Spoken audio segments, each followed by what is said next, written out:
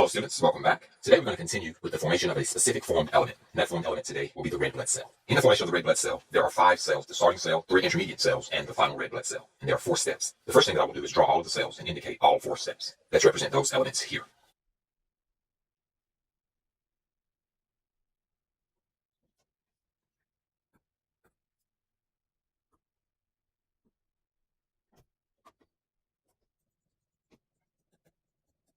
So we have 5 cells. And let's just number them for now, just to make things easier in the future. And so here we see our 5 cells involved in this process. 1, 2, 3, 4, and 5. We're going to indicate the general name of the cell in the process. This first cell is our pluripotent stem cell. Let's indicate that one here. Our second cell here is going to be our colony forming unit. So let's indicate that one here. Also known as a CFU. Our third cell here is our blast cell. Okay, let's move to our fourth cell. Our fourth cell here, which looks very different from the previous 3, is our precursor cell, and we'll call it a precursor site. And so this is our precursor site. And our final cell here is the site. So this is the final cell.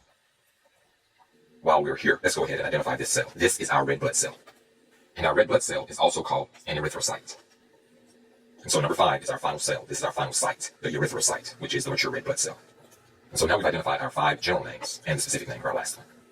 Before giving the names of them, let's identify what happens. Cell number 1 is found in the bone marrow. There is no regulation of the pluripotent stem cell. It is always making a colony forming unit. However, it doesn't make that many, but it always keeps a supply of the colony forming units. That way, if we need more red blood cells, we don't turn on the pluripotent stem cell, we don't activate it, we activate the colony forming unit. Step 1 here, the step between cells 1 and 2, always occurs. Let's indicate that here. And so this first step between cell 1 and 2, this always occurs. You always have a supply of colony forming units. And so if we ever need red blood cells, we don't turn on the pluripotent stem cell, we activate the colony forming unit. Now let's discuss how this happens. The colony forming unit has a protein on its surface.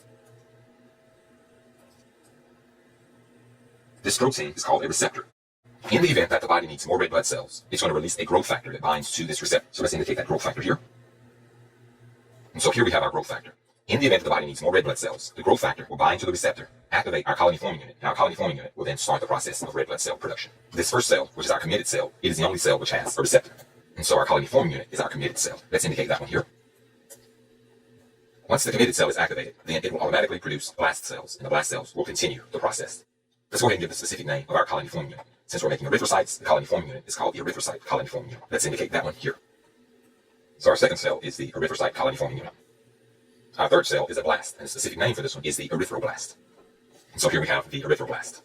Let's move to our fourth cell. Between cells 3 and 4, the nucleus is lost. And so in this step, the blast cell discharges the nucleus. So let's indicate that here. And now we have cell number 4, our precursor site. And this cell is called a reticulocyte. Let's indicate that here. It is a reticulocyte that moves to the blood vessels. It leaves the bone marrow and moves to the blood vessels. And of course, our final cell is our erythrocyte. I do want to indicate here that in the blood vessels, you don't have just erythrocytes. About 1% of the red blood cells in circulation are reticulocytes. So let's just indicate that here. Let's summarize the process thus far. You start out with a pluripotent stem cell, which is found in the bone marrow. Let's go ahead and give the name of this cell.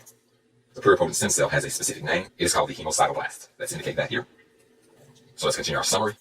The hemocytoblast, or the pluripotent stem cell, is always making colony forming units, or erythrocyte CFUs. Now the CFUs are under regulation. The erythrocyte CFUs have a protein on their surface, a receptor for the growth factor. When the body needs more red blood cell, this growth factor is going to bind to the receptor on the erythrocyte CFU to activate this cell. Once activated, this CFU produces blast cells, and these blast cells are known as erythroblasts. These erythroblasts will form the reticulocytes by discharging their nuclei, among other things, to form the reticulocyte. The reticulocytes then move into the blood vessels to reach a concentration of about 1% of the red blood cells. Once in the blood vessels, the reticulocytes will mature to make our erythrocytes. This is the entire process of forming erythrocytes from the hemocytoblast. This process, really the process starting from number 2, from the colony forming unit to the erythrocyte, this process is known as erythropoiesis. So let's indicate that here.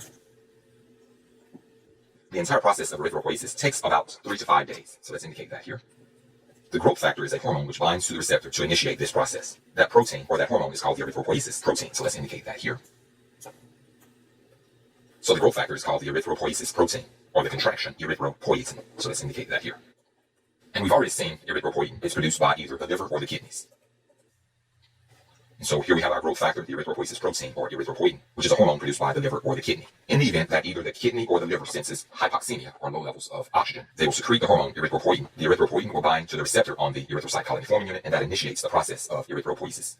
So let's continue our summary. Here we have our erythrocyte colony forming unit, which makes many copies of itself and matures to form the blast, a small group of blasts. The blast cells then make an explosion of copies of themselves. They discharge their nuclei and mature to form the reticulocyte. The reticulocytes then enter circulation and then eventually mature into our final cell, the erythrocyte. This process is known as erythropoiesis, and it takes about 3 to 5 days. And so this concludes our discussion of red blood cell formation, also known as erythropoiesis. I hope that you've learned a lot.